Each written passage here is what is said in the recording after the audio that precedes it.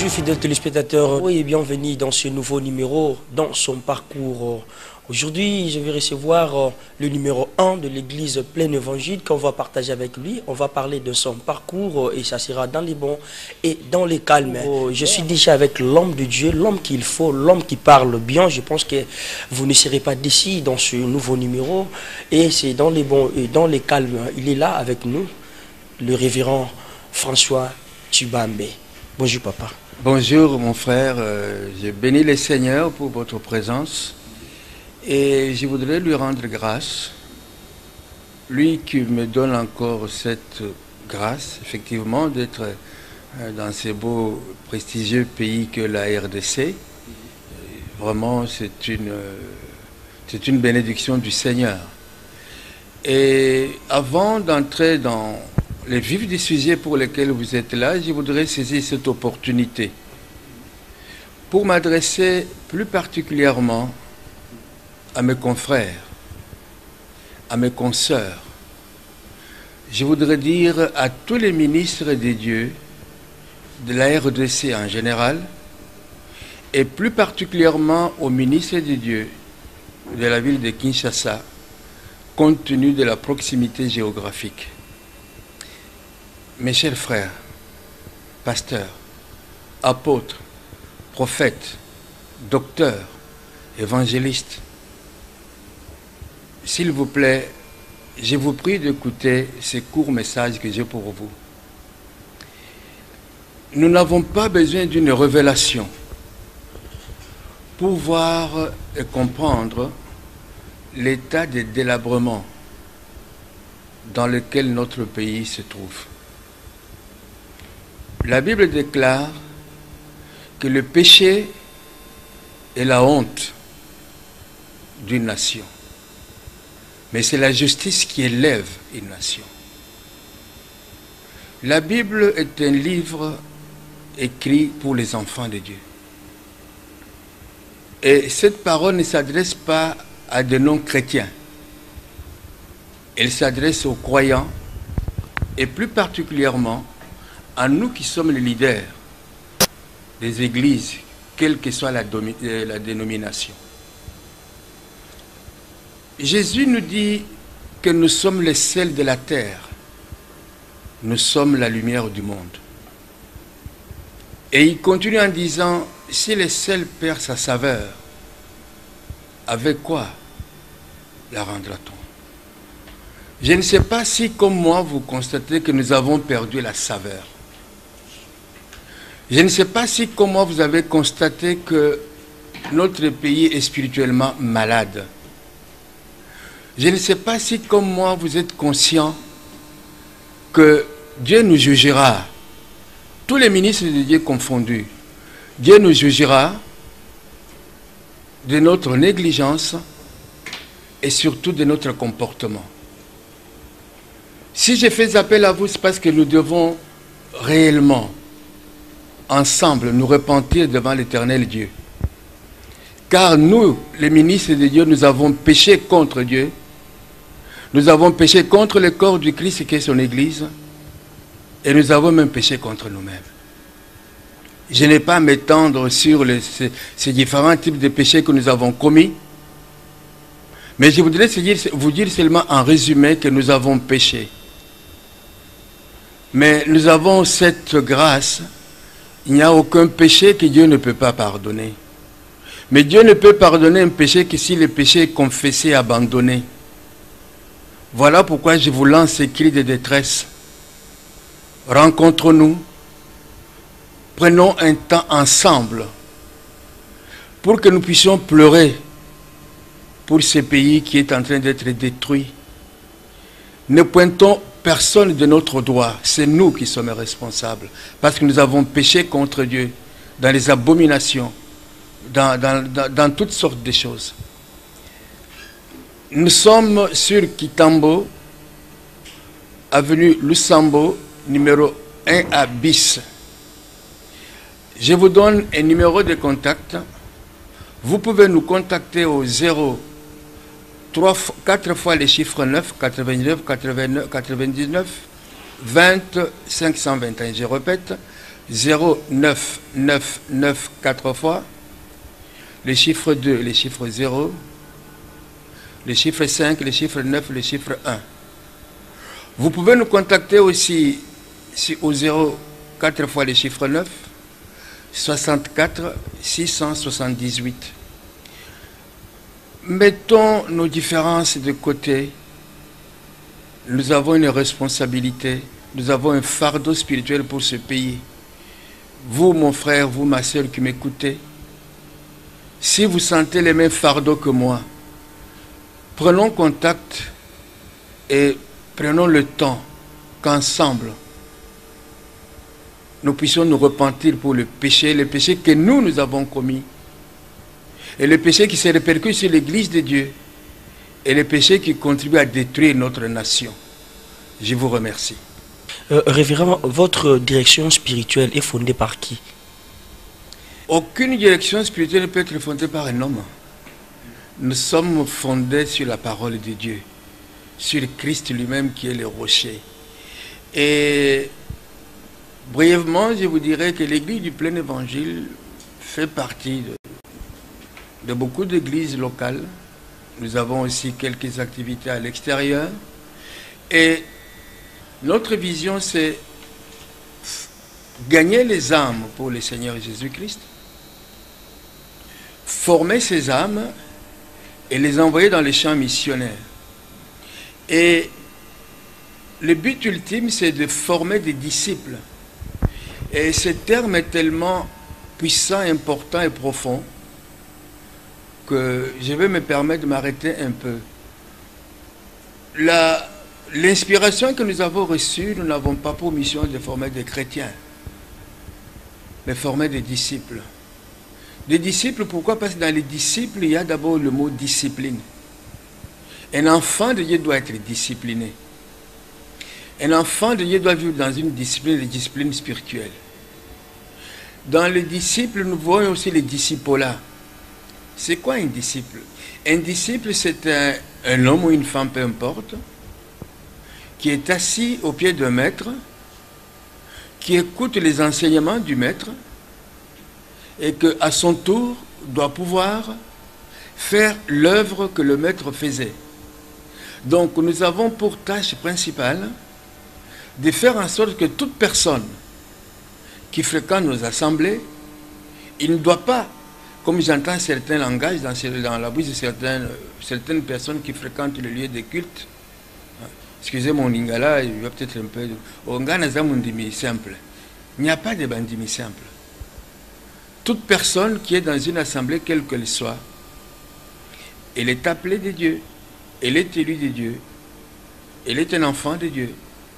Et parce qu'il a reçu Jésus comme Seigneur et Sauveur, en lui, il y a le Saint-Esprit. Le Saint-Esprit, quand il vient en toi, il vient pour une mission. Parce qu'il fait de toi membre du corps de Jésus-Christ.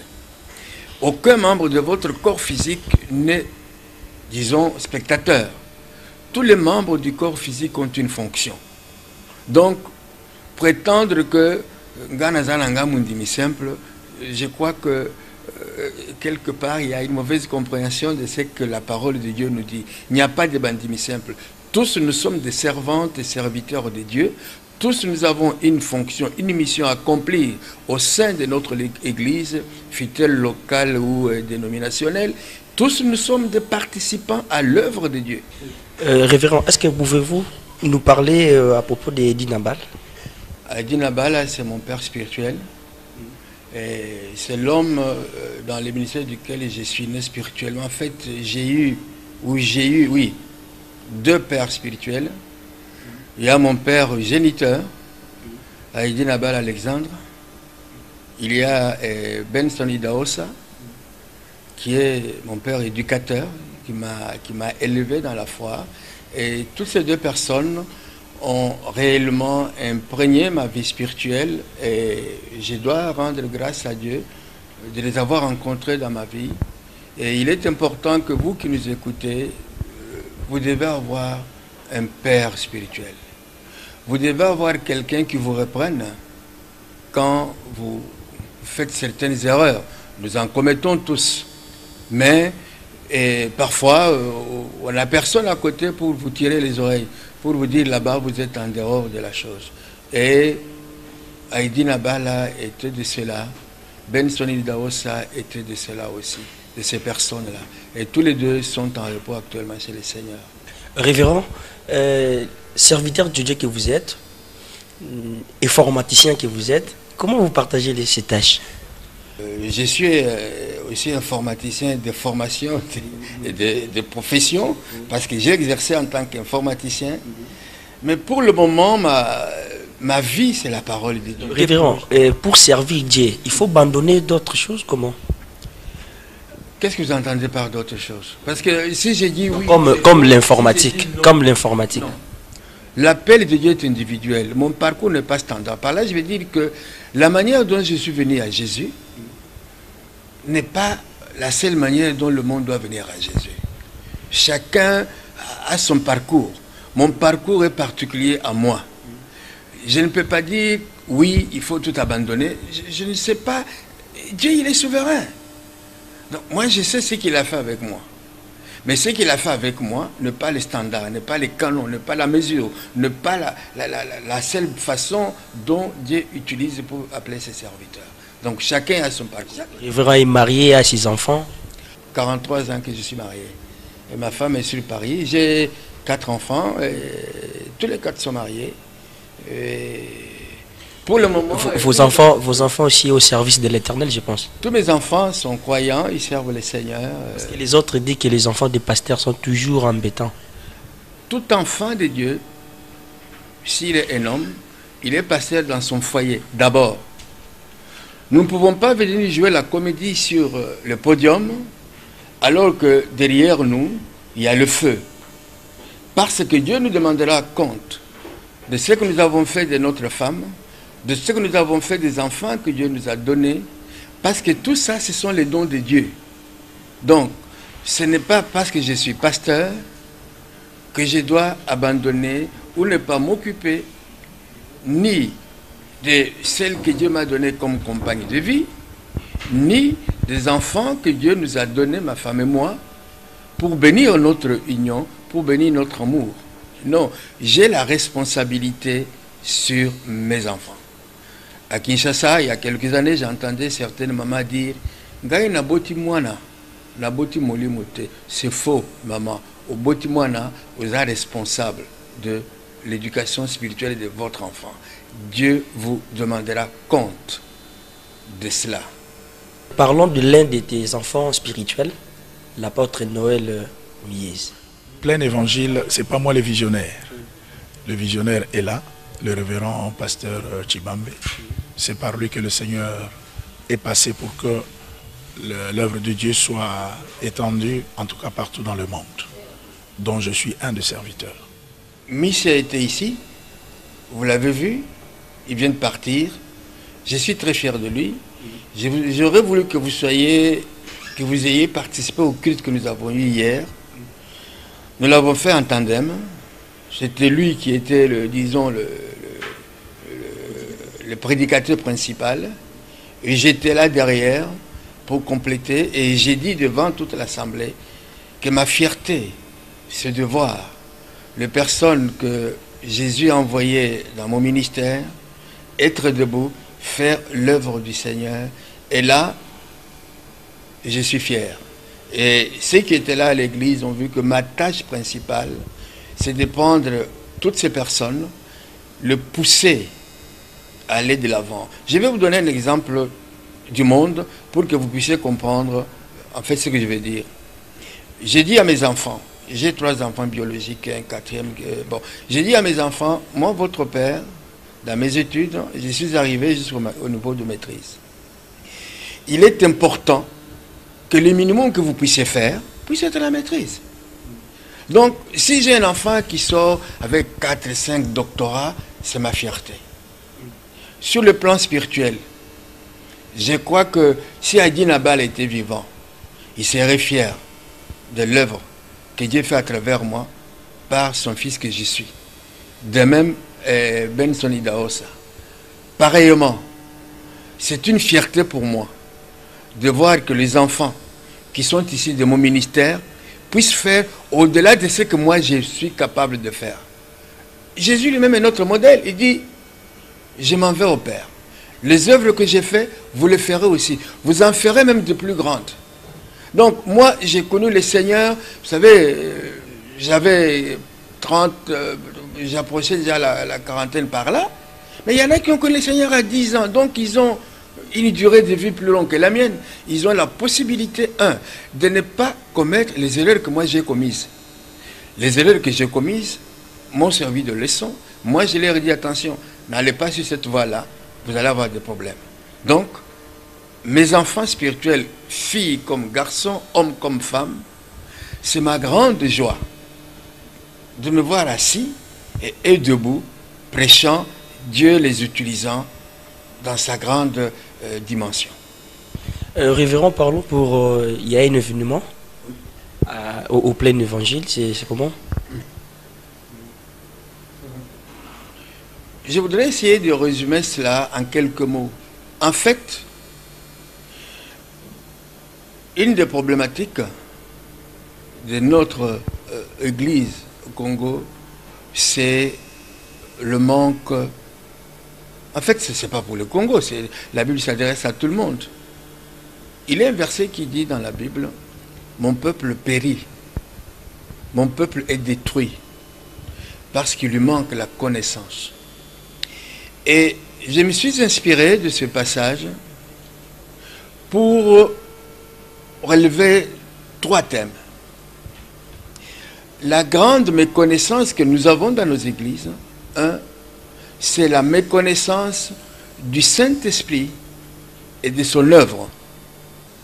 2, c'est cette méconnaissance de l'identité, de la position du croyant. À partir du moment que toute personne reçoit plutôt Jésus comme Seigneur et Sauveur, cette personne entre dans une nouvelle dimension spirituelle qu'on appelle le royaume de Dieu. Jésus venant sur terre, dans son ministère, il a expliqué à ses disciples ce qu'était le royaume et les principes du royaume.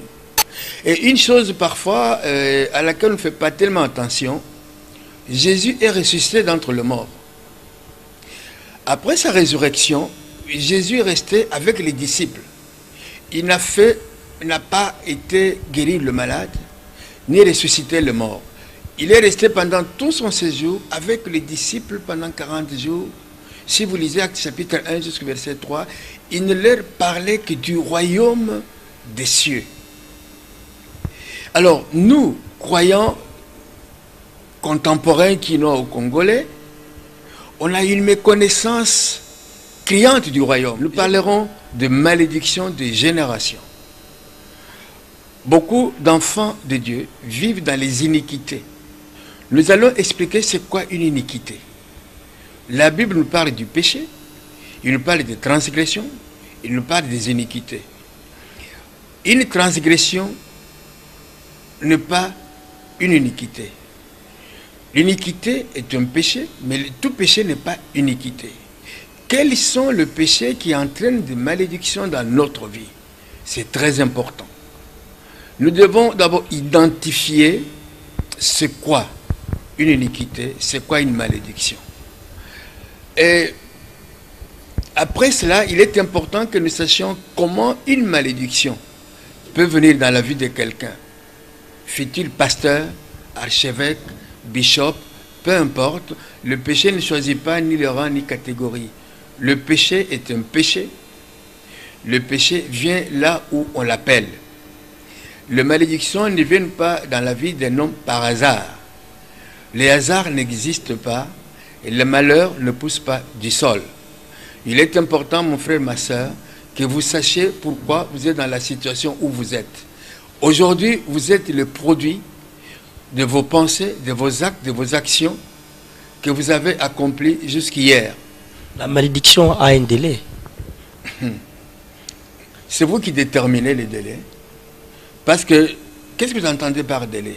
La malédiction que vous avez peut se transmettre à vos enfants, de vos enfants, aux petits-enfants de vos enfants, jusqu'à ce qu'il y ait quelqu'un qui se tienne debout et qui se dise stop.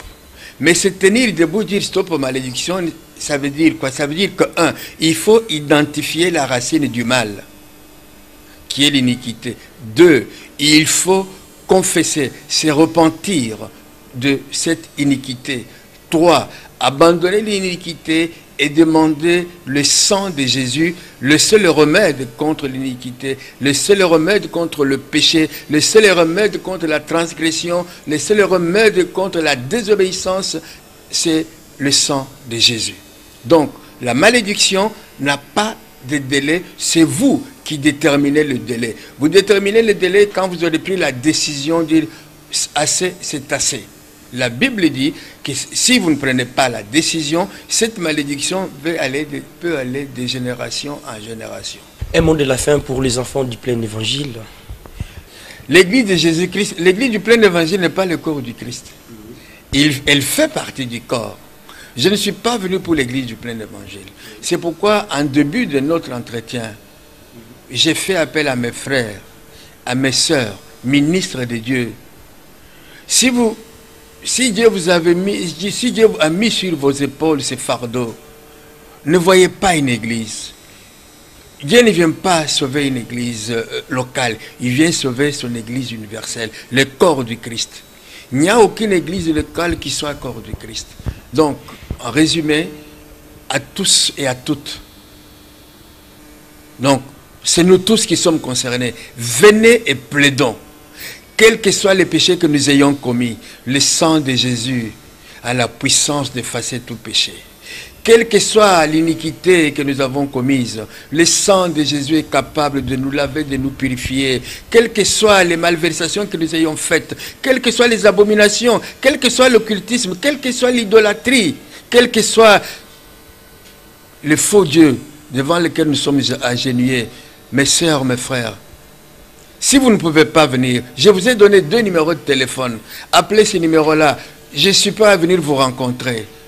Mais nous avons la responsabilité de ce pays. Car Dieu ne peut pas guérir le pays tant que l'église du Congo est malade. Si l'église du Congo est en bonne santé, Dieu guérit notre pays. Parce que c'est nous qui sommes les seuls de ce pays, c'est nous qui sommes la lumière de ce pays. Voici mon mot de la fin. Mesdames et messieurs, vous comprenez que c'était dans le parcours du révérend pasteur François Tshibambe. Il nous a parlé du plein évangile. C'était dans les bons et dans les calmes. Merci,